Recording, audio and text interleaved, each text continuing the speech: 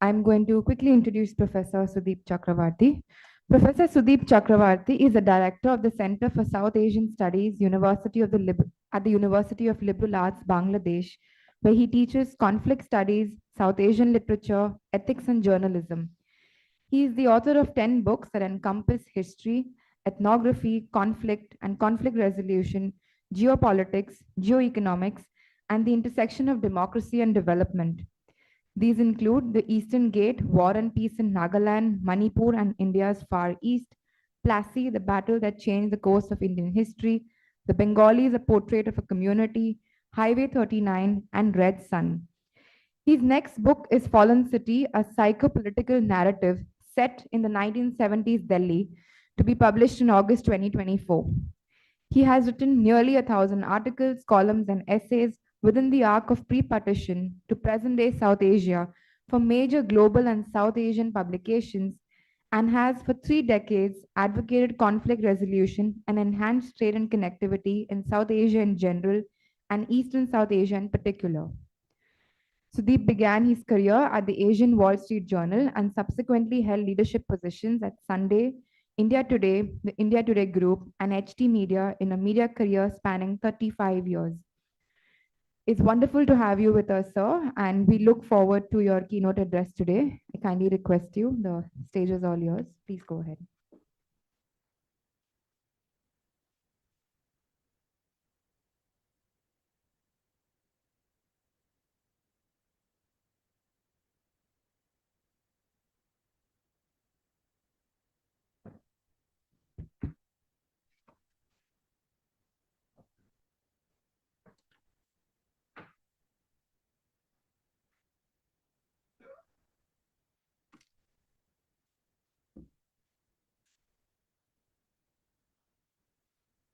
Good evening, ladies and gentlemen. Thank you very much for the honor of inviting the University of Liberal Arts Bangladesh, the Center for South Asian Studies at ULAB, and me personally to Goa.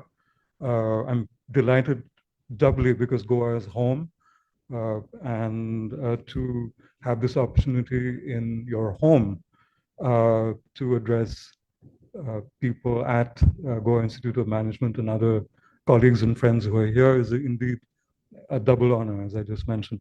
The I when my I think overly generous introduction was being read out, I think you gathered that I'm not much of an academic. I'm actually a practitioner. So I will, in the spirit of full disclosure and the content and the attitude of this evening's presentation, let me rephrase the introduction and reintroduce myself as actually a professor of practice, as it's called these days. I don't claim to be as learned as the ladies and gentlemen in this room. I am merely a practitioner, and I have been so for several decades. So I dare not call it an address, but my sharing of thoughts with you is very, as far as I would put it, is based on actually several decades of being on the ground in South Asia, in India, Nepal, in Bangladesh, in Bhutan, in Sri Lanka, and briefly in Pakistan and Maldives, and interacting with people there, speaking to them for articles that I had been researching for subsequently for work for my books.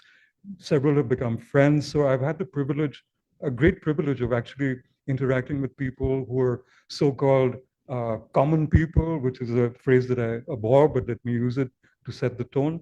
Uh, People in government, people who are public policy practitioners, people in the bureaucracy, people in business, people in politics, people who are anti-establishment, all manner of people. So I speak to you from this aspect, my sort of lived experience, if you will, as a researcher, writer, and a chronicler. And now, thanks to ULAB and academic as well. So I'm not complaining.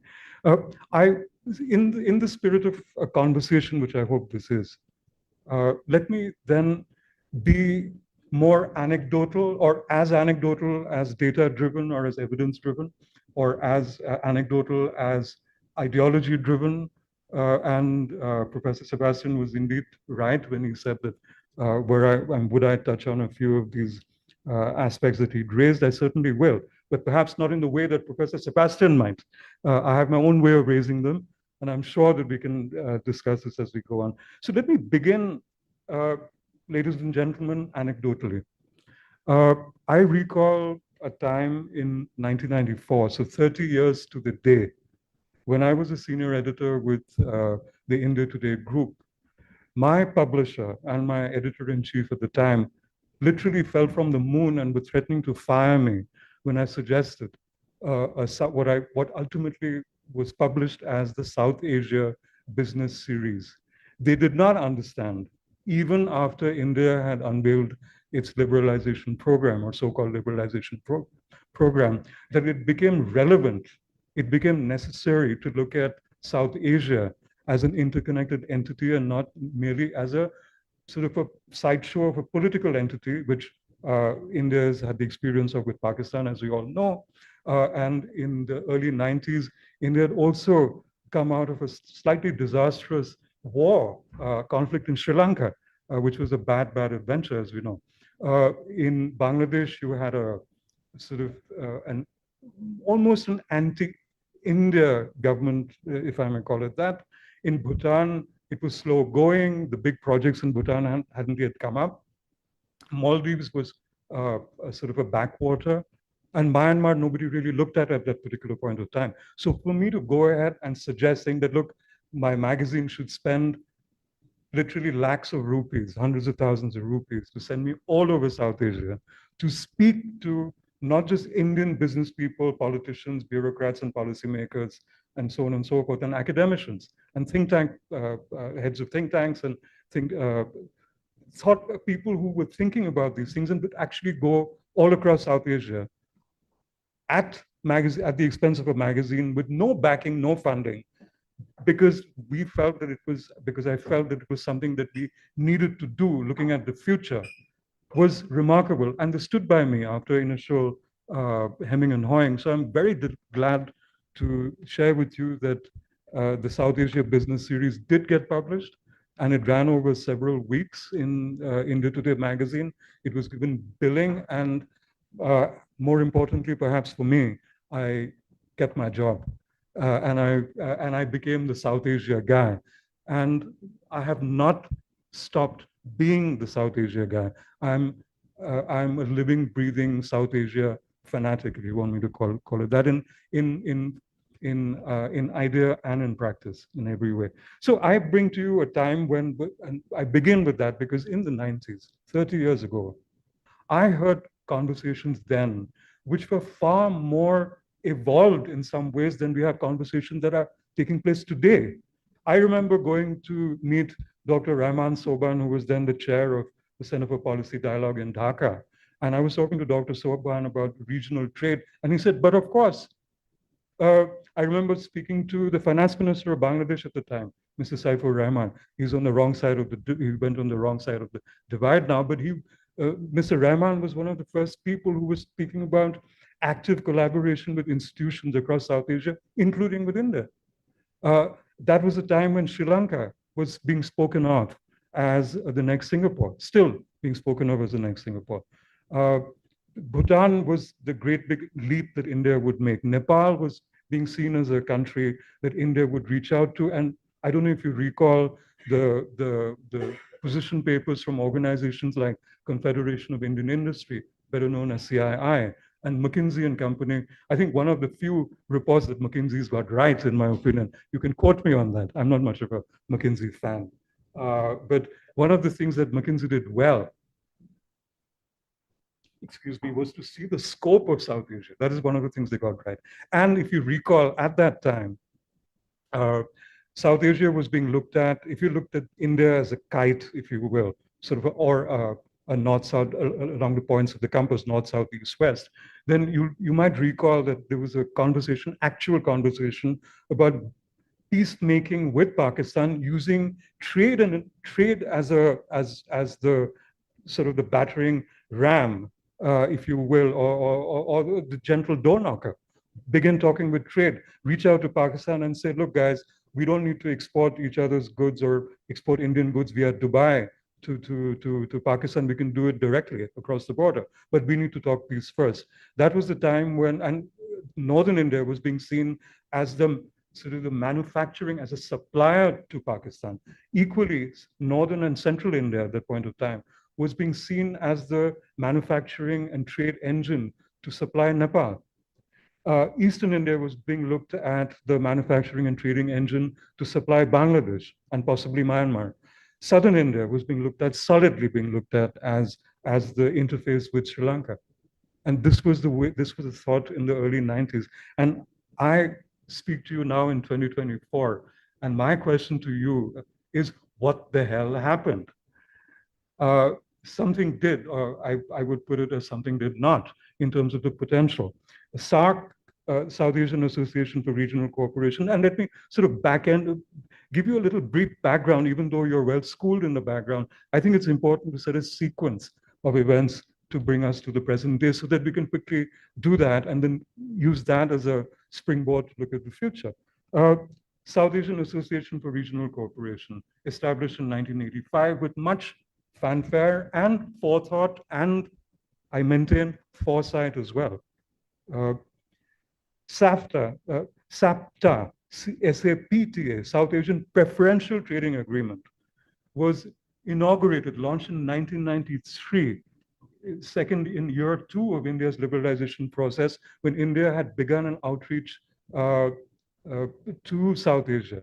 The neighborhood first policy began to look ripe then. It's a lot riper now, but the fruition of it, or the seeding of it, really began at that particular point of time. We got so ambitious at that point of time that South Asian Preferential Trading Agreement in 1993 morphed to the South Asian Free Trade Arrangement, SAFTA, in 2004. And it looked great on paper. And that's the problem in South Asia, ladies and gentlemen, is that we got stuck at the level of paper policies and paper intentions, and have largely, I think, we have betrayed the vision of South Asia, or what South Asia can be. And I bring to you my concern about that. I bring to you my, I haven't lost hope. As you can see, I'm quite charged up about the idea of South Asia even today, as we must be, because I believe in the South Asian aspect, and I'm sort of, but my God, even with so much growth all around, where are we at now? I was reading a World Bank estimate not too long ago, where, you know, I read that World Bank in this particular case and OECD have the most credible estimates, because they do, as we know, they do sort of overarching reporting on this. The estimate is that intra-SARC or intra-regional trade in South Asia is between 5 and 6% of the overall trade that South Asia has with the rest of the world. As opposed to, if I'm not wrong, it'll be about 25% for ASEAN, and over 60% as we speak for the European Union.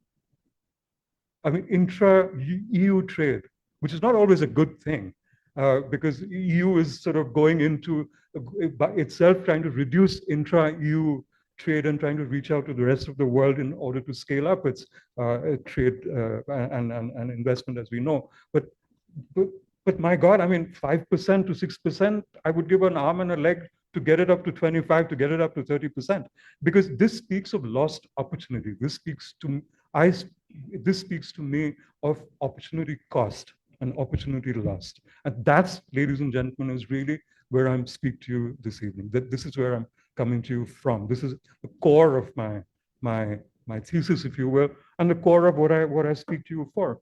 It's not all bad. Things are looking up in many ways. I'm happy to say that, you know, I mean, 5 to 6% is not very much, but overall it adds up to about 31 billion US a year of intra-SARC trade, or intra-South Asia trade as we speak. Of course, about $16 billion of that is trade between Bangladesh and India, 14 billion India to Bangladesh, and 2 billion odd from Bangladesh to India. With Sri Lanka, we had scaled up to about 5 billion up to 2021, but that tanked because of the meltdown in Sri Lanka in 2022. But I believe it will pick up again because Sri Lanka is a natural, organic place to trade and to market in Indian products and Indian goods and services. You have a situation where in Nepal, we're at about plus minus 8 billion. And I'm converting some figures from the local currencies to US dollars to make it easier for us to get there. Bhutan was at about sort of, where were we at? We're at $1.5 billion of trade of goods and services between India and Bhutan. So it's actually being driven, as you can see, largely by India being the fulcrum in this particular case. And as yet, the other South Asian countries, our neighbors, Bangladesh, Bhutan, Nepal, and Sri Lanka, are not, they're trading with each other. They're trading, very delighted to say that they're trading more aggressively with each other, but the quantum is very, very tiny right now. For instance, Bangladesh upgraded its PTA to FTA with Bhutan. And just the PTA alone, done 3 years ago, doubled, I say this with great sort of circumspection, of course, doubling from a small base. It went from about $11 million a year to about $22 million a year. You see, but it doubled just with that one PTA. And there's great hope that with the free trade agreement between Bangladesh and between Bhutan and Bangladesh, that quantum will increase. Nepal and Bangladesh trade is at about 50 million a year. It's not too bad given it came from practically nothing. So there are movements happening in this particular case. But I think that we need to go back in a way, back to the future, to use a cliche. We need to look at what worked for us in the 90s, what would have worked for us in the 20s, and sort of break out. I don't think we're pushing hard enough in the policy space, in the think tank space, in the public policy space, hard enough. We are beginning to push for these, for policies to come about, for streamlining to happen, for simplification of guidelines and so on and so forth to happen, which I'll come to in right after this, in South Asia. And here, of course, I segue into the poison pill in this particular instance, which is essentially India and Pakistan. That has poisoned the South Asian relations in every manner, from SAARC and of course, naturally to SAPTA and SAFTA. Everybody, all the 7 countries, Afghanistan wasn't in the picture then, but all 7 countries of South Asia signed on for SAFTA. They signed on the dotted line. They even ratified SAFTA back in their home countries. The governments ratified SAFTA. So SAFTA is a living, breathing thing. It is a valid document or valid agreement, but the nuts and bolts of SAFTA never went into place. So you never had the guidelines, you never had the duty structure, you never had the goods and services that would be allowed beyond a point, and you never really had the comprehensive look, because everything from every substantial thing, as we know well, has been torpedoed by the poison pill in South Asia, which continues to be, alas, the relationship, the fraught relationship between Pakistan and India. And here I must say, I mean, I was amazed when Pakistan signed on for SAPTA and SAFTA, because SAPTA happened in 1993, and that was at one of the worst moments of Pakistan-India relations, when there was an uptick of militancy in Kashmir, which took place from '89. So in the early 90s, we were in bilateral hell, if you will, if I may use that term, and yet people were seeing the future. People were willing to spend time, money, and resources to sit down and talk about a South Asian future, or at least a regional future, or at least a future beyond bilaterals into trilaterals and quadrilaterals and quintilaterals. If not all 7, then 3. If not 3, if not 4, then 2. If not 5, then 4. I mean, people were beginning to talk like that. And as we know, that BIMSTEC came out of that. BIMSTEC was born from that. The Bay of Bengal initiative on multi-sector. I keep tripping up on this, multi-sectoral and technological cooperation, which includes all the key countries of South Asia, bar Pakistan, and of course we have Thailand in the picture as well. So you had, as we know well, you had these segues from sort of a poisoned SARC, a poisoned SAPTA, a poisoned SAFTA, uh, to mechanisms like BIMSTEC, to mechanisms like BBIN, Bangladesh, Bhutan, India, Nepal Initiative, which is almost entirely predicated on trade, on free trade, literally free trade between the four countries, which saw the logic, and that is actually the logic of my title that I bring to you, Eastern South Asia. Because when you look at BBIN, it gives you the block that is Eastern South Asia, which is Bangladesh, Bhutan, India, and Nepal. And India can claim, can go into these countries from all across India,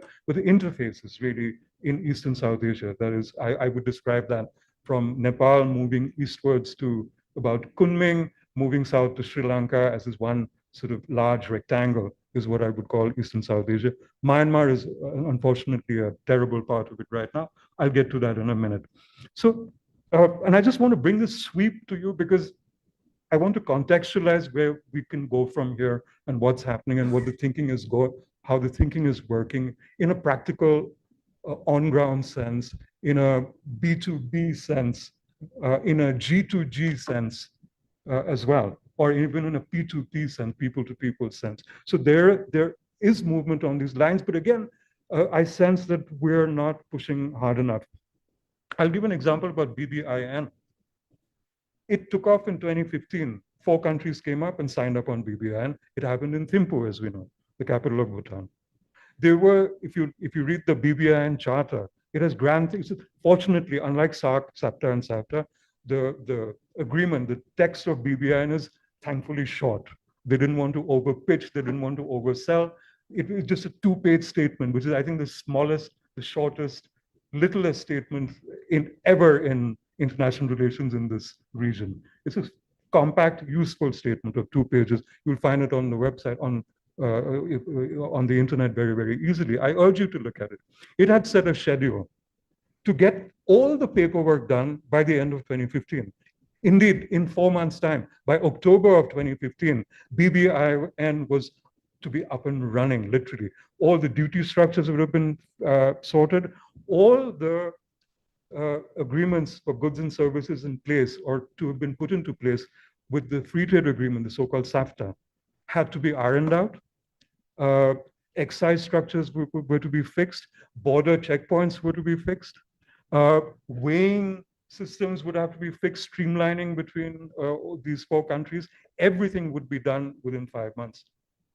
In 2024, in March 24, BBIN had a meeting in Dhaka where BBIN met with one of the Bs, Bhutan, as an observer, because in 2017, 2 short years after BBIN was signed, Bhutan pulled out of BBIN because of domestic pressures. And Bhutan has remained an observer country in BBIN ever since. And I'm given to understand that Bhutan is actively considering re-entering, rejoining BBIN. I'll come to the reason as to why I think that is happening. It's very, very a survival-oriented reason for Bhutan, but so be it. If the future and economic prosperity and a shared prosperity and even survival form the bedrock of logic to move ahead with South Asian relations, so be it. That is my perspective on this. So Bhutan was there in March 2024 as an observer country, and of course the officials and ministers from the other 3 countries, Bangladesh, India, Nepal, were there in Dhaka as well in March 2024, not too long ago, less than a couple of months ago. And they were talking about the same things that they said that they would do in 2015. So what the hell happened? I mean, this I thought was one would think that BBIN was a can do, will do kind of project. SAFTA, SARC itself was a pie in the sky in many ways, given South Asia's fraught geopolitics and the fact that South Asia is actually lives in its own ring of what I like to call its own ring of fire, the South Asian ring of fire. Quite unlike the Pacific ring of fire, we have our own little degree of descriptions over here. But I'm just trying to prove a point here. I mean, BIMSTEC, doable. BBIN, doable. It hasn't really worked in a regional sense. What has worked, which brings hope, is that Nepal, Bhutan, and Bangladesh, and of course India to a great extent, are bilaterally pushing the pace. In the sense that India, to my mind, began it in a slightly cynical way to counterbalance China. So when it looked to Bangladesh and this is a point that Professor Sebastian was saying when we talked about accessibility of Eastern India with Northeastern India. One of the first transshipment projects, as we know, happened between Eastern India and the state of Tripura, where the machinery for the NTPC, National Thermal Power Corporation, gas-fed plant in Palitana in Tripura, Bangladesh permitted transshipment of equipment for that. Sweet result, Bangladesh now purchases power from the Palitana plant. It works. When it works, it really works. Bangladesh permitted transshipment of food grain from Eastern India to shore up Food Corporation of India supplies in the entire Northeast, beginning with Tripura. And that, as we know, or you might know, began this wonderful development that happened in Tripura, which is one of our furthest provinces, furthest states in our union, where Tripura decided that, what the hell, we will do our own foreign policy. So Tripura began to reach out to Bangladesh. I've been in conferences in Agartala where the Prime Minister of Bangladesh's representatives have come. Not the people from New Delhi, but people from Dhaka went to Agartala to talk business, to talk investment, to talk relationships, to talk trans-border activities, to talk transshipment.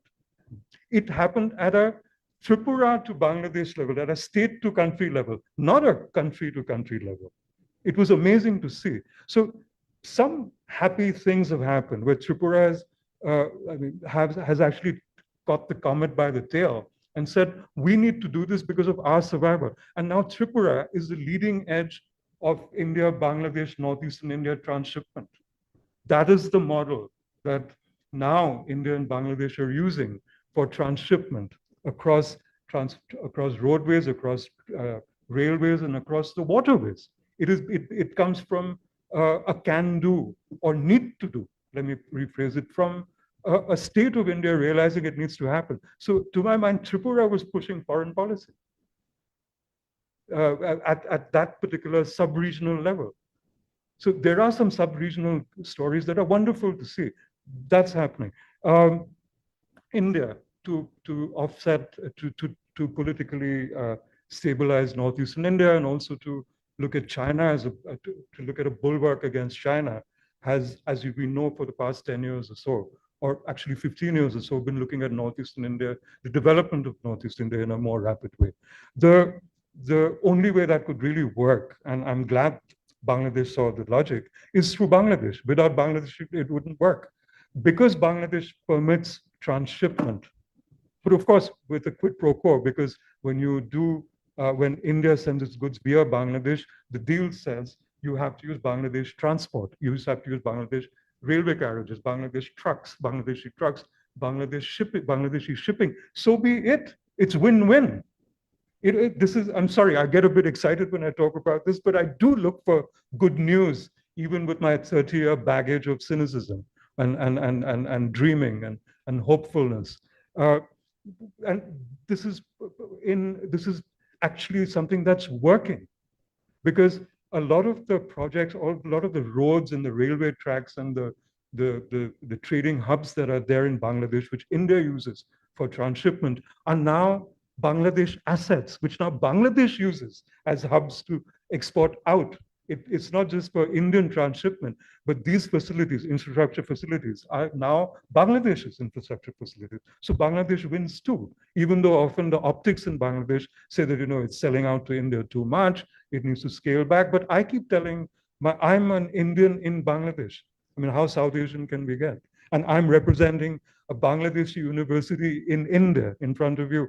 How much more regional and sub-regional do you want to get it? So I speak from what I know, because I travel and I see and I speak to people. So people look at these practical applications.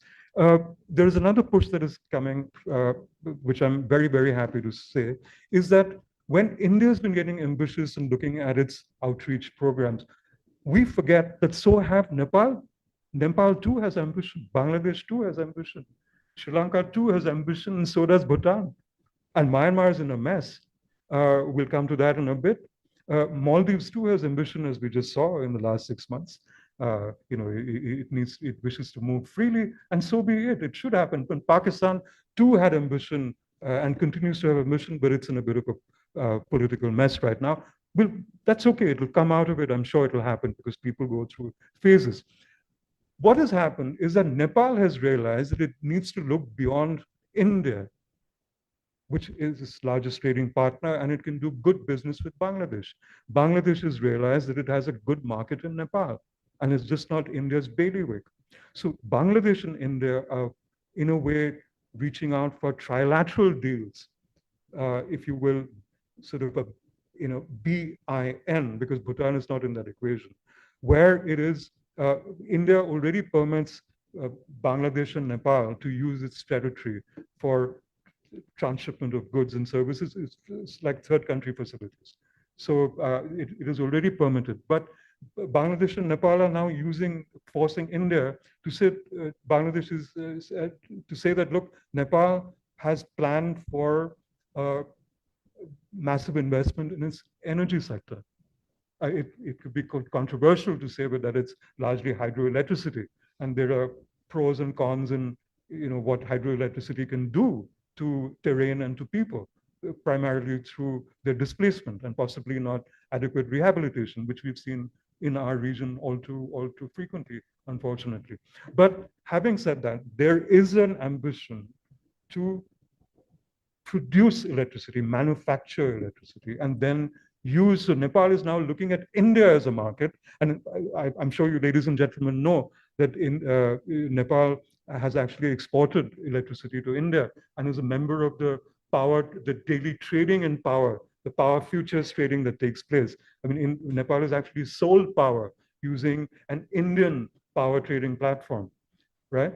And as Mr. Modi, Prime Minister Modi went to Nepal, when Prime Minister of Nepal came to New Delhi last year, Mr. Modi, Prime Minister of India, announced that we will scale up our imports of Nepal-made power from 450 megawatts to, over the years, 10,000 megawatts. But this gentleman speaks in hyperbole. So even if we scale back from 10,000 megawatts to 2,000 megawatts, it's still a heck of a lot from 450 megawatts. Now, Bangladesh is looking to Nepal to buy Nepali power, but it needs Indian territory to transmit that power.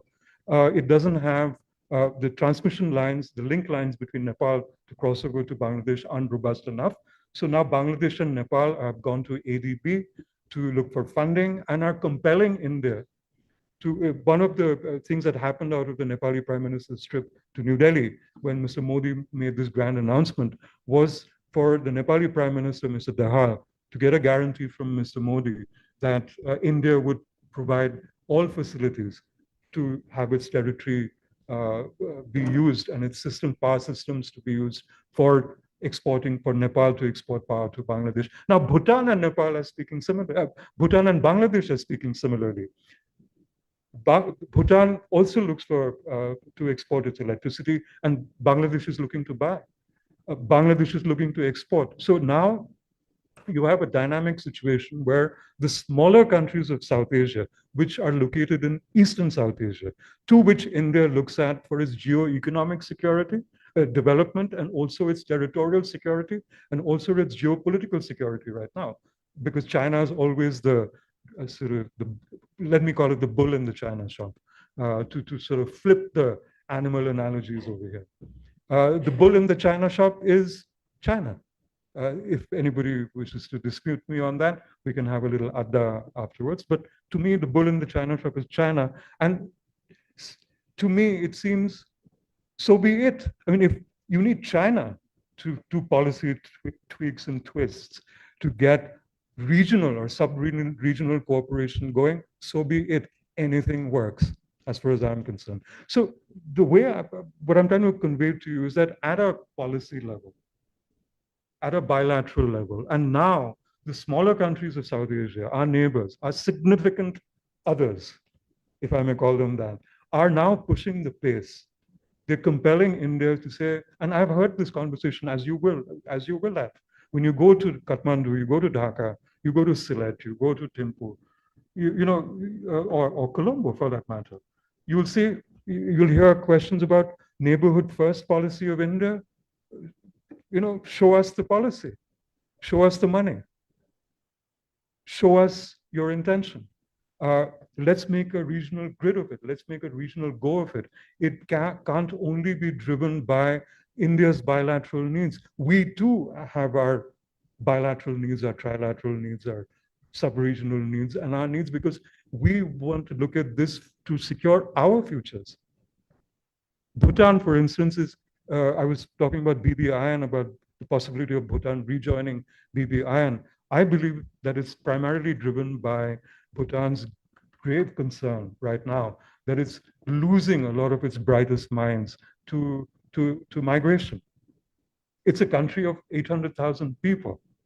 And every year, 25 to 30,000 people leave Bhutan. I mean, it's the Parsi syndrome in Bhutan, if you will. It's sort of Bhutan's Parsi syndrome. Now, Bhutan is looking at ways to develop its socioeconomic structure to make the country more robust. And one of the ways it's trying to create an option by making Bhutan a regional hub for education, a regional hub for trade and investment, a regional hub for information technology. So alongside the Royal Office of Bhutan, the King's Office, pushing for policy changes in Bhutan, as some of you might know, that they've also unveiled, the King of Bhutan last October, and increasingly since then unveiled something that is called the Gelaphu Mindfulness City, which is just north of the border with Assam, in the Bodoland area, in the Bodo territories of Assam. It's a massive project, as big or bigger than Singapore in terms of area. And it is supposed to be an integrated city where the whole world is welcome. So they're going out, and the King of Bhutan is doing PowerPoint presentations to global investors in Europe and Singapore and elsewhere to say, come, the King of Bhutan is making PowerPoint presentations to say the key element of Gelaphu for the Mindfulness City to work is that India needs to be part of it too, because people come to they can fly into Gelaphu, but you need to transport yourself to Gelaphu through India. You need to drive through India to come to Gelaphu. When Bangladeshi citizens need to travel to Nepal, unless they fly to Nepal, they have to get an Indian visa to cross. When Bangladeshi citizens want to travel to Bhutan, unless they fly, they don't need a visa like Indians. They get a visa on arrival in Nepal. But if they cross Indian territory on road, not by air, they need a visa, and the bilateral visa system is among the most cumbersome. So along with this grand vision of regional connectivity and regional growth and regional aspirations, to hark to what Professor Sebastian was saying, is that we need to be working at the nitty-gritties of it, sort of the nuts and bolts of it. BBIN is all about policy nuts and bolts, about practical implementation, backroom nuts and bolts of literally gazetteering a policy. That is where BBIN is at. BIMSTEC needs to go in. I'm happy that India is being forced to listen to Nepal, to listen to Bangladesh, to listen to Bhutan increasingly, to pay attention to its own neighborhood, to pay attention to its own stated neighborhood policy, because it serves India's national interests. It's woken up to that. I'll give you I want to have a conversation with you, ladies and gentlemen. So I think I've sort of stated my case in terms of where we, as practitioners and policymakers or think tank people or academicians or as students, we need to be pushing policy along in this particular way, in the best possible way we can. And I think our interaction between the two universities of these countries is a way. I'll give you an example. I'm sure you've heard that Bangladesh and India, when the leaders of the two countries meet, or ministers of the two countries meet, or bureaucrats of the two countries meet. Typically, businessmen have no time for this kind of rubbish. Academicians have no time for this kind of rubbish, and practitioners have no time for this kind of rubbish. We don't hark back to 1971 and the grand help that India provided to birth Bangladesh from the evil clutches of Pakistan. This is at the realm of politics and at the realm of bureaucracy. So when these G2G interactions happen, a lot of this gets talked about.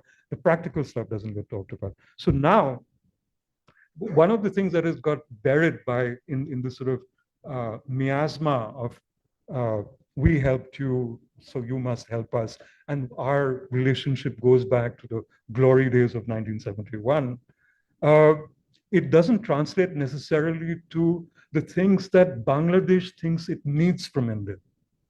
For instance, a more liberal visa regime. I don't know if you know, but the second highest group of tourists to India are now from Bangladesh after America. Bangladesh has replaced the United Kingdom the last time I checked. I could be wrong, it could have changed back. But the last time I checked, Bangladesh was the number 2 group of tourists to India. We have to respect this. And when I say we, I speak here as an Indian, as a South Asian. We need to be respecting the ambitions of our regional neighbors. If at all we expect our sub-regional ambition and enterprise to work and our regional enterprise and ambition to work. So one of the things that have fallen through the cracks along with the visa regime is the problem of river water sharing. Where, I don't know if some of you know, but 54 Indian rivers decant into Bangladesh. So in a way, geography makes Bangladesh what it is, and India contributes to the geography because of the lines that are drawn on the map. It so happens that 54, we only talk about 4 of these rivers, Ganga, Padma, Tista, and occasionally Brahmaputra, though there is no limit on the Brahmaputra's water ingress into Bangladesh, and the Barak and the Kushiara system in the east, northeast. The Tista is something that Bangladesh has been pining for agreements to happen, and has been forever pushed back by India, citing West Bengal's objection to it and saying that water is a federal subject in India, therefore West Bengal's acquiescence to share, to increase the quota or to at least supply Bangladesh with the agreed quota of water needs to be agreed to by West Bengal, right? What has happened since then is that because there's been because of the lack of water, northern Bangladesh, parts of northern Bangladesh in the Tista River basin are devastated. Crop productivity has dropped, water tables have dropped, people's livelihoods have been affected. And what has happened with repeated requests that Bangladesh has made to India, we will see. What happened last year is that I was at an event organized by the Embassy of China in Bangladesh, in Dhaka, where the Chinese ambassador announced in public, and very gleefully, I might add, he had this big smile as he said it, and I smiled too, but for different reasons, said, we will work with Bangladesh to develop the Tista Basin. So basically, China stepped in and said, we will develop the Tista Basin for all the ills. Implication that for the ills, all the ills, the lack of a Tista proper implementation and sharing of the Tista water with Bangladesh has wrought upon Bangladesh. China is there to help fix the problem because we are friends of Bangladesh, we are partnering Bangladesh. And that area, and I will end with this, is right next to the Chicken's Neck, the Siliguri corridor. That's the Tista Basin, ladies and gentlemen. And that's why the Chinese ambassador, I'm sure, was smiling.